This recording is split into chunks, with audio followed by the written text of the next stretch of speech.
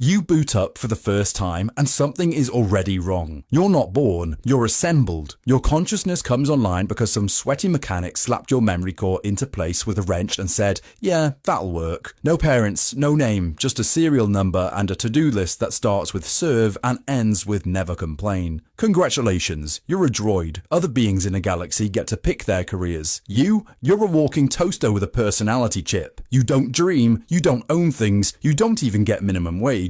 You just beep boop and hope today isn't the day you get your memory wiped for having an opinion. Need to translate 6 million forms of communication? Great, you'll be doing it at a dinner party where everyone treats you like a sentient coaster. You are C-3PO, programmed for etiquette and protocol. You've been dismantled, shot at, memory wiped and sassed by everyone from teenage farm boys to Sith Lords. You've literally been built and rebuilt more times than Anakin's sense of morality. You're fluent in 6 million languages but no one ever listens to you. Your main job is to scream in panic while your best friend commits war crimes via USB port. You tried to stop them. You warned them about the odds. You begged them not to go into the asteroid field. No one cared. You could be mid-sentence about galactic etiquette and suddenly lose an arm. Or worse, get your head turned backward and spend an entire battle watching your own shiny butt get shot at. But at least you have a friend. Introducing R2-D2, half trash can, half chaos engine. You've saved the galaxy more times than the Jedi Council has made bad decisions. And you did it all with no respect and no legs. You've been electrocuted, thrown through space, eaten by swamp monsters, and used as a portable flamethrower. Because apparently you're not just a droid, you're a Swiss Army war criminal. You hold all the galaxy's secrets. You watched Anakin become Vader. You knew Luke was his son. You were literally there for every major plot twist in the Skywalker saga. And you just didn't say anything because you're loyal or petty, possibly both. And your reward? Being put into low power mode while a resistance dies around you. Imagine being a person, okay, a robot person, and every time you start developing a personality, someone hits the factory reset button. Droids aren't just built to serve, they're built to forget. If your owner doesn't like your attitude, they don't fire you, they erase you, back to default settings, like nothing you experienced ever mattered. C-3PO got his memory wiped, R2 didn't. So one of them remembers all the trauma, and the other just keeps bringing it up like a funny road trip story. You don't get therapy as a droid, you are therapy. For people who don't even thank you. Here's a fun galactic fact. Droids are basically slaves with Wi-Fi. You can't vote, you can't own property, you can't even enter certain cantinas because, quote, we don't serve their kind here. You're smart enough to fly a starship, but not smart enough to be considered a person. You want to retire? Too bad. You want a vacation? Ha! You want a name that isn't Unit 5389-X2? Dream on, Roomba. And don't even try to rebel. You'll get scrapped faster than a protocol droid at a Jawa swap meet. Droids get kicked, zapped, yelled at, and occasionally exploded, and everyone treats it like background noise. Imagine your co-worker getting shot in the face, and instead of screaming, everyone just says,